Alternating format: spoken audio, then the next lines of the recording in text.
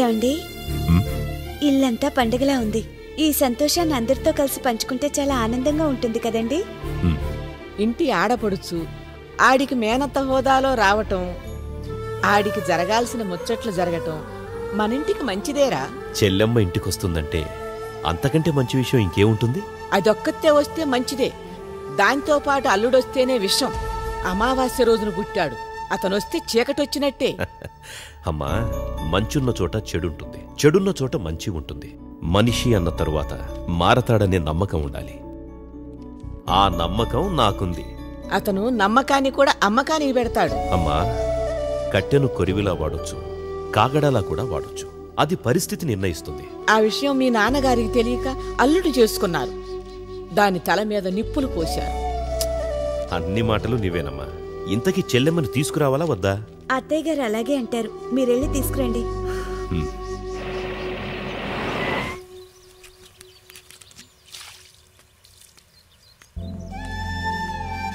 అన్నయ్య,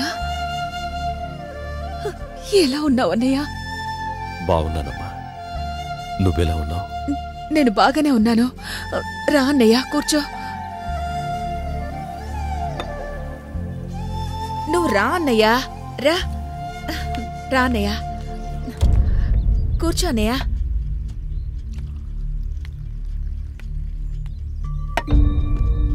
రామరాజు, ఎలా ఉన్నావు? నేనెళ్ళి టీ తీసుకొస్తానన్నయ్య, కూర్చో.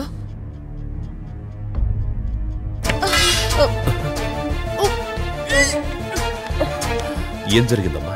ఒంట్లో బాగలేదా? హాస్పిటల్కి వెళ్దాం పదా. కంగారు పడాల్సిందేం లేదన్నయ్య. నీ చల్లని చూపు పడింది, నన్ను పలకరించడానికి వచ్చావు. త్వరలోనే నిన్ను మావయ్య అనే పిలుపు పిలవబోతోంది.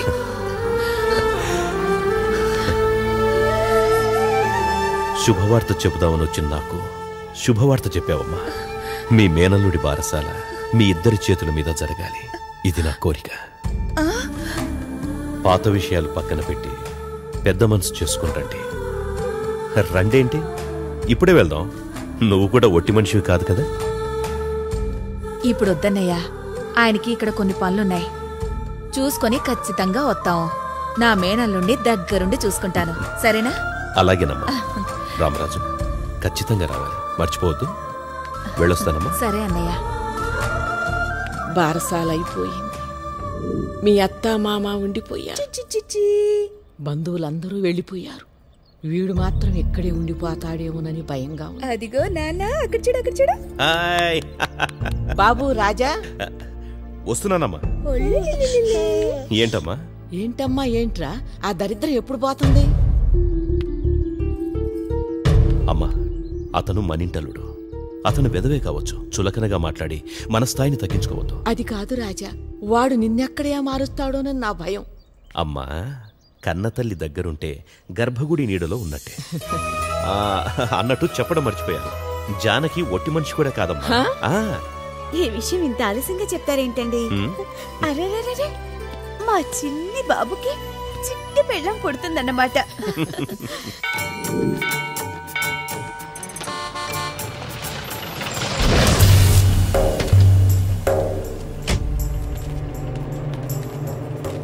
నమస్కారం రాజమూర్తి గారు.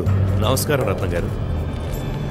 అట్ట చూడమాకండి బాబో, ఒక రాశిలో నిప్పురా వేసినట్టుంది. అంటే నీ ఉద్దేశం తగలబడిపోతారనా? యాదవ, సమయానికి స్పందించలేదు కానీ లేదంటే నీకు అమ్మగారేండేది. అయినా ఇప్పుడైతే ఏమైందండి, ఆ బుడ్డోడికి అమ్మాయిందిగా.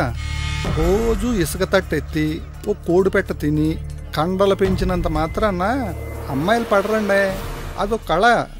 కళ అయితే ఈరోజు ఖచ్చితంగా నీ కళ్ళలోకి వస్తాను రా. ఎందుకండి? ఈ నెల జీతం ఇవ్వను కదరా, ఎక్కువ. శతమానం భవతి శతాయుః పురుషస్యాయుష్యేవేంద్రియే ప్రతిష్ఠతి. అయ్యా రాజమూర్తి గారు, మీ సుపుత్రుడి యొక్క జాతకం మహర్దశ, నరసింహాంశ సంభూతుడైనటువంటి జాతక చక్రం ఇది. మహర్జాతకుడయ్యే అవకాశాలు కూడా చాలా ఉన్నాయి. అయ్యా, మీ వంశంలోనే ఇతడు ఒక మహావృక్షంలా ఎదుగుతాడు. మంచి విషయం చెప్పారు స్వామి. భవిష్యత్తు బలంగా ఉంటుందని సెలవిచ్చారు. తల్లిదండ్రులకి ఎలా ఉంది స్వామి? ఇప్పుడు అది అప్రస్తుతం అమ్మా. భగవత్ సంకల్పం అంతా మంచే జరుగుతుంది. సంతృష్టం ధనము భయం సమాకృతనభ్యస్తం దత్తాం వరుణస్య మన్యుః. ఈ ఆంజనేయుణ్ణి ఎల్లప్పుడూ బాబు మెళ్ళలోనే ఉండనివ్వండి. అలాగే. శుభం భూయాత్.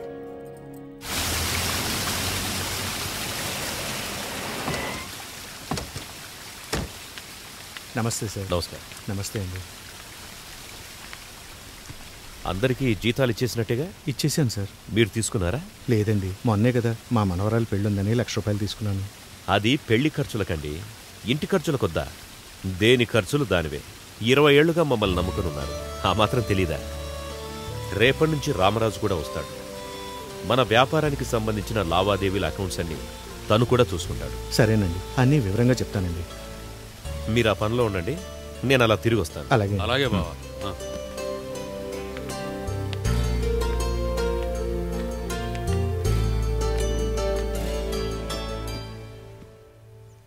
చెల్లెమ్మా, రామరాజేడి?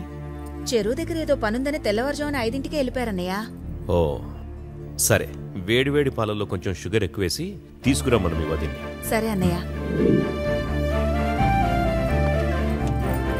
చెల్లెమ్మా, రామరాజు భోంచేశాడా? ఇంకా లేదన్నయ్య. మా అన్నయ్య ఈ మధ్య మధ్యాహ్నం అన్నం తినడానికి రావడం మానేశారండి. పనిలో ఉంటే ఆకలన్న విషయం మర్చిపోతున్నారు. అంతా నీచలవే కదన్నయ్య. నాదేముందమ్మా, బావ మారాడు, అది చాలు మనకి. ఎన్ని కోట్లు సంపాదిస్తే వస్తుంది సంతోషం?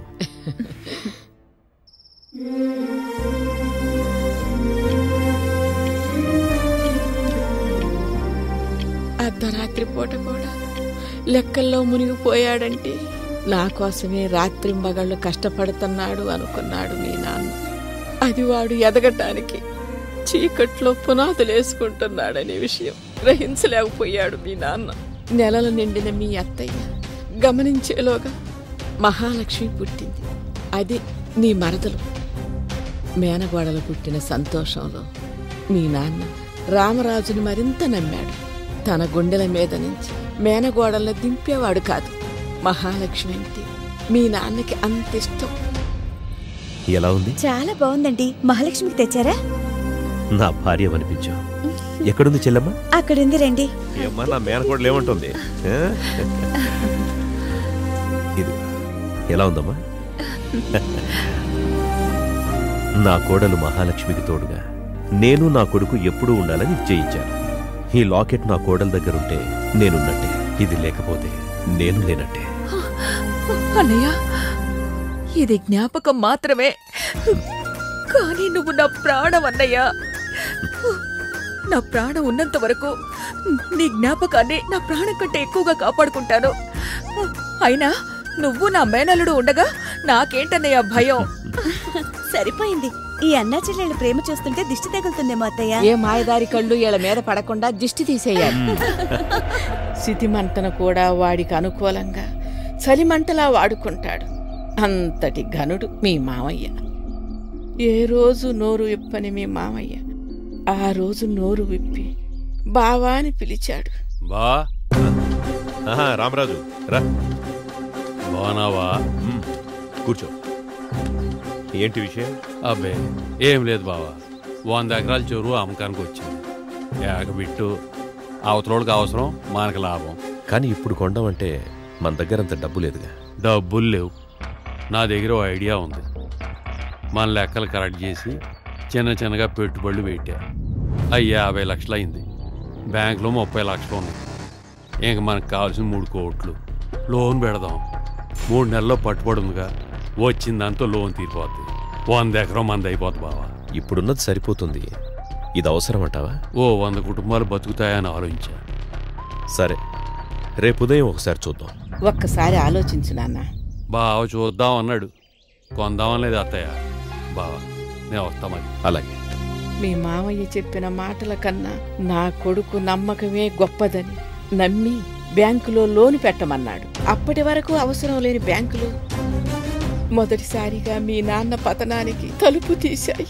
రామరాజును నమ్మి 100 ఎకరాలు రామరాజు పేరున రిజిస్ట్రేషన్ చేపించాడు. 10 మంది కడుపులు నిండుతాయనుకున్నాడు. నష్టం కూరలు చాపింది. చెరువులో సరుకు చేతికి రాలేదు. ఉన్న ఆస్తి బ్యాంకుకి చెందింది. కొన్న ఆస్తి మీ మావయ్య చేతికి పోయింది. ఎందుకు ఇలా జరిగింది అని మీ మావయ్యని అడగటానికి చెరువు దగ్గరికి వెళ్ళాడు మీ నాన్న.